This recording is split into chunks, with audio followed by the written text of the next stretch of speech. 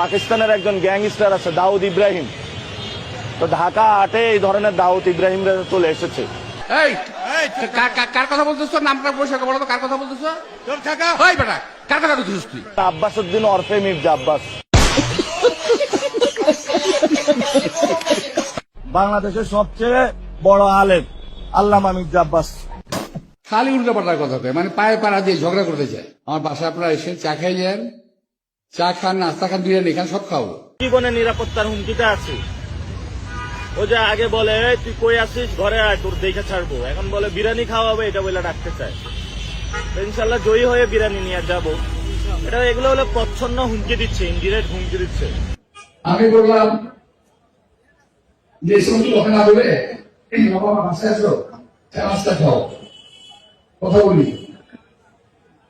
উনি বললেন আমি একটি সন্ত্রাসী গাড়ি হুমকি দিয়েছি।